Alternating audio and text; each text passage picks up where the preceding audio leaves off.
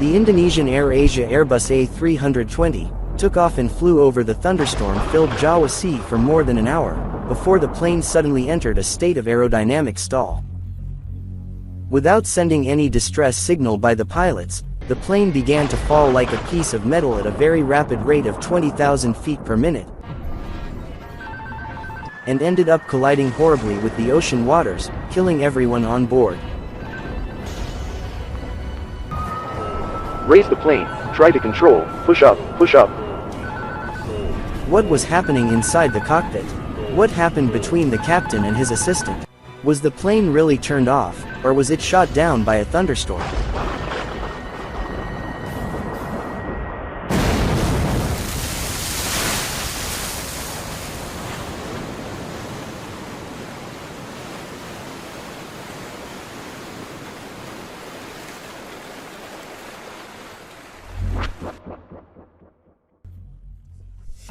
December 28, 2014. Wanda International Airport, Surabaya, Indonesia. The Airbus A320 plane, belonging to the Indonesian airline AirAsia, was preparing to start its regular flight to Singapore.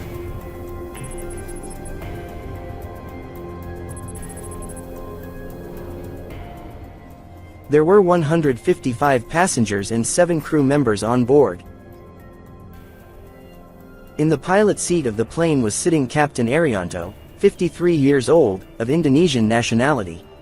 He had great experience, and the total flying hours he had flown amounted to 20,537 hours, of which 4,687 hours were on board an Airbus A320.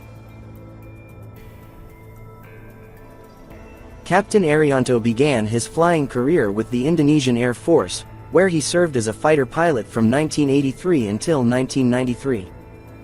He then worked as a flight instructor for several airlines before finally joining Indonesia AirAsia.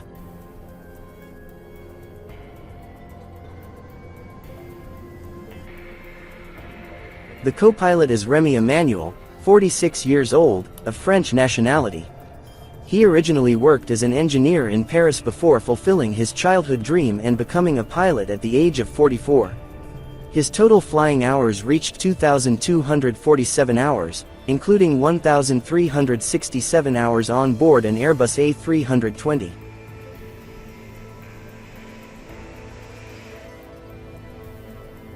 The plane was an Airbus A320. The aircraft was delivered to AirAsia on October 15, 2008. The plane took off for the first time on December 25, 2008. The plane flew a total of 23,000 flight hours through 13,600 flights.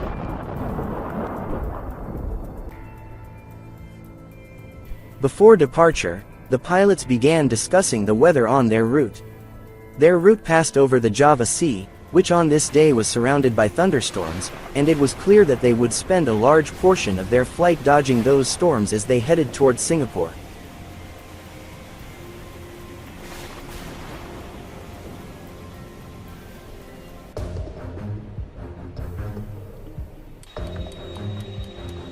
At 5:30 in the morning, the plane began takeoff on a 2-hour flight to Singapore.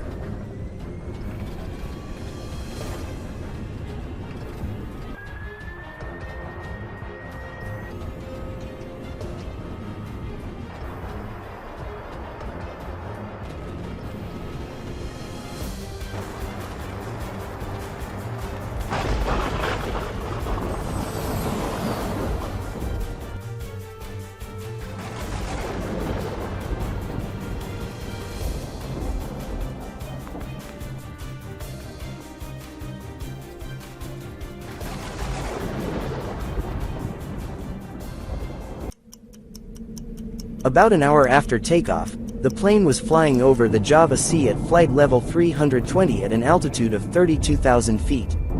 Due to massive accumulations of clouds and a drop in the air temperature outside the plane to below -62 degrees, there was a risk of ice accumulating on the wings of the plane. so the co-pilot asked the captain to turn on the plane's de-icing system, so that the plane would remain able to fly and not be exposed to the risk of a sudden stop in these conditions. The flight attendants also asked the passengers to fasten their seat belts due to the possibility of strong turbulence. The plane approached the thunderstorm area over the Java Sea, and the pilots prepared to begin the maneuvering process to avoid those storms. But suddenly, the main warning light lit up inside the cockpit, and the pilots quickly looked at the screen of the plane's central control system, which was alerting the crew of a defect in the rear tail control system. In this modern model of Airbus 320 aircraft, the standard troubleshooting procedures required of the crew to follow were also shown on the screen, which consisted of shutting down the two computers controlling the rudder one by one and restarting them.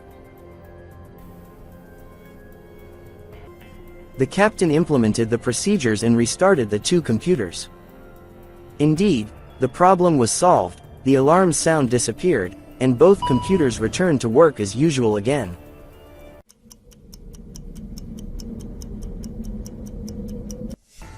The pilots returned to focusing their attention on the weather radar screen in front of them, and they were able to see a huge thunderstorm in front of them to the right. The captain called the air traffic controller and asked for permission to turn the plane 15 degrees to the left to avoid that storm. Thunderstorms are among the most dangerous types of weather that an aircraft can encounter while flying, and these storms have already caused the downing of many aircraft over the years. The air traffic controller approved this course change and the co-pilot made a left turn. Suddenly the alarm reappeared again and the captain quickly fixed it in the same way after restarting the computers one by one. And once again the systems returned to working normally. After 2 minutes, the captain called the air traffic controller and asked him to allow them to climb to an altitude of 38,000 feet. The captain could see on the plane's weather radar that at their current altitude of 32,000 feet, a large part of the sky was covered with clouds and storms. He hoped that with this new height he would be able to take the plane above the level of those clouds and storms. Because of the other planes at this altitude, the controller ordered them to wait. For the third time, the alarm sounded again and the same problem reappeared. And as before, the captain restarted the plane's computers to get rid of the alarm.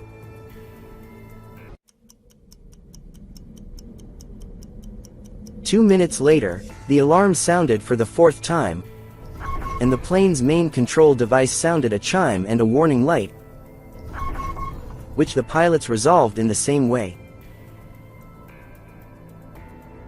At the same time, the air traffic controller asked them to climb to 34,000 feet, but there was no response. The air traffic controller repeated his request but also received no response. Meanwhile, inside the cockpit of the plane, the alarm went off again, and it became unbearable for the captain. The remaining time of the flight was more than an hour, and the captain could not bear to spend all the remaining time repeating the same thing every minute or two to stop the alarm. The captain decided to do something different this time to solve the problem. The captain learned this method on one of the previous flights, when the same captain was about to take off on the plane to Kuala Lumpur, and while the plane was still on the ground, this same warning appeared in front of him on the screen. The captain then requested maintenance officials at the airport to come and fix the fault. The maintenance engineer restarted the plane's computers, but the problem was not resolved, and the alarm remained on. The engineer then cut off the electricity to the plane's main computer, which controls all the plane's systems, and restarted it. The captain watched him do this, and saw that the alarm went off and the problem was over. The captain assumed that the same method could be used in their situation, and he did not know that this procedure was not allowed to be followed while the plane was flying. When the captain unplugged the plane's main computer and restarted it, This action not only restarted the plane's computers, but also disconnected the plane's autopilot and automatic throttle.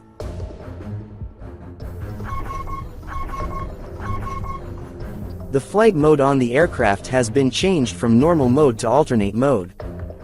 The alternative mode is a mode that ensures the plane's ability to fly if the central computer systems are disconnected from it during flight. However, with this mode, the plane turns into a primitive plane that flies completely manually and loses all types of automatic control over it. It also loses all computerized protection systems that aim to keep the plane safe, such as measuring speed, adjusting directions, and other means of protection provided by artificial intelligence on the plane. With the autopilot turned off, the plane immediately began to bank to the left at an angle of 54 degrees due to the strong wind outside the plane. After 9 seconds had passed, the co-pilot finally realized what was happening and rushed to manually control the plane.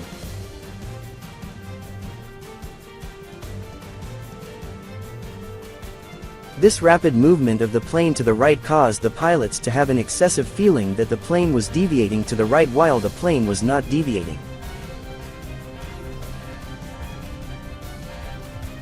This feeling of the co-pilot caused him to fall into spatial confusion, and he imagined that the plane was deviating strongly to the right, so he quickly tried to correct the deflection of the plane to the left by moving the side stick to direct the plane forcefully and excessively to the left, which caused an actual deflection of the plane to the left at an angle of 50 degrees.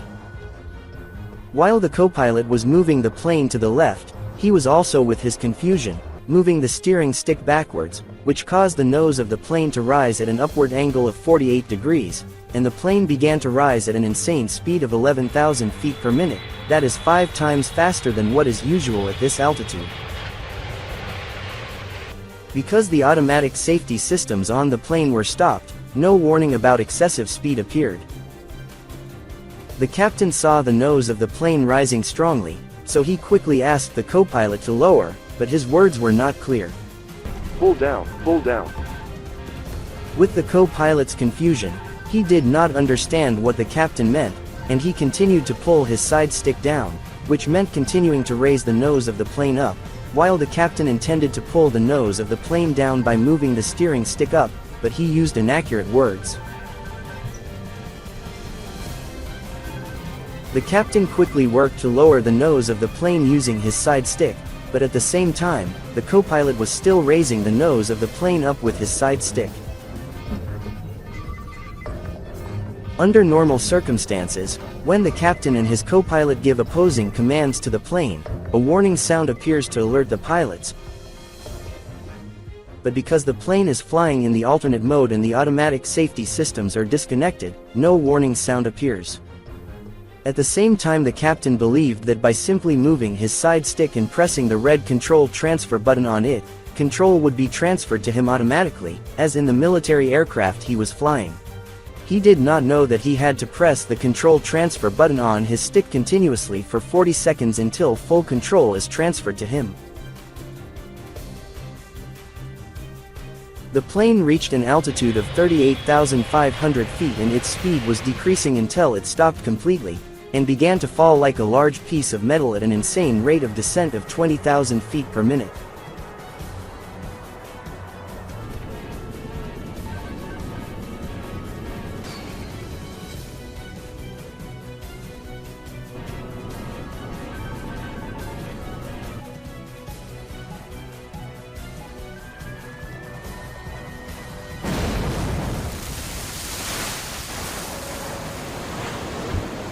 The plane crashed into the Java Sea, killing everyone on board.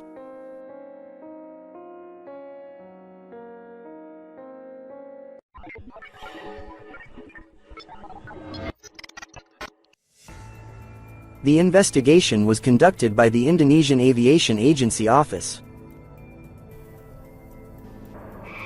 At the beginning of the investigations, the reason behind this accident was a big mystery to the investigators. The reason for this was that the plane's crew did not send any distress signal before the crash, but rather they simply entered a rapid descent towards the sea and disappeared.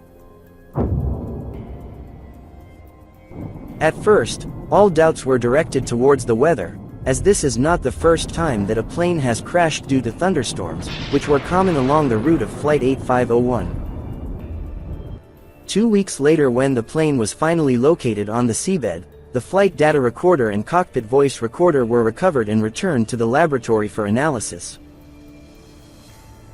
After investigators watched the data recorder readings and listened to the cockpit voice recorder, a completely different picture of the accident began to form, contrary to everything that was going on in the media at the time.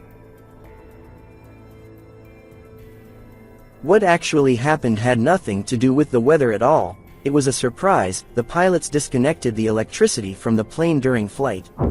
They shut down the plane's systems themselves and did not succeed in getting it back to work again. But the biggest surprise that faced the investigators was that this was not the main reason for the plane's downing. The plane had switched to the alternative mode and was perfectly flyable, and it was possible to safely fly it manually all the way to Singapore. Therefore, the real question facing the investigators was not related to the weather or the mechanical malfunction, but rather why the co-pilot responded to the malfunction that befell the plane in such an emotional manner. And what could have prompted him to pull the nose of the plane upward in this way, even though he supposedly knew that this would lead to the plane stopped?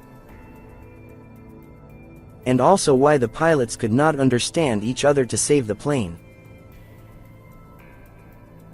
Shockingly, the answer to all of these questions was that pilots were never trained to deal with such an emergency. Airbus deemed that this training, known as turbulence recovery and prevention training, was not necessary on the Airbus A320. Their reasoning for this was that the level of automatic systems on the Airbus 320A planes was very advanced, and was supposed to be able to protect the pilots from entering a situation where they needed to use such training. But on that flight, all the automatic systems were disconnected from the plane, after the captain disconnected the power from the plane's main control system. It goes without saying that the final report on the accident recommended that this training become mandatory on Airbus A320 aircraft, just as it is on other aircraft. Indeed, after this accident, this training became mandatory for all pilots. The report also stated that the captain's final response of lowering the plane's nose was correct and could have succeeded in saving the plane. But he made the mistake of not making the standard call in those cases by saying, "I have control," so that the co-pilot would pay attention and stop giving conflicting commands to the plane. As for why the co-pilot responded in the way he did, the investigators considered that he was astonished when he noticed the unusual position of the plane, to the point that he did not respond with his training but with his instinct to survive. As soon as the autopilot disengaged and the plane began to sway, he became confused and panicked, and both pilots throwing standard procedures out the window, they each began to act on their own and without any communication between them, which, had it occurred, might have been able to save the plane. Also, according to investigators, the sequence of events that led to the plane crash began with a small malfunction in the plane's rudder yaw control unit. A small crack was found in one of the small welds in the yaw steering computer unit, which was triggering this recurring alarm, which appeared to have likely been present for more than a year, causing successive warnings to be sent from the aircraft's central flight control device. Aircraft maintenance records showed that a rudder yaw warning had been sent 23 times during the previous year, but had always been resolved by rebooting the aircraft's computer systems. The final report on the accident recommended that AirAsia's maintenance department not hesitate to investigate more deeply in the future technical problems that may seem simple and recurring. Thanks for watching. We are honored by your opinion and support in the comments, and do not forget to subscribe to the Flight X channel, and activate the notification bell to receive all new updates. See you soon in a new episode. Bye.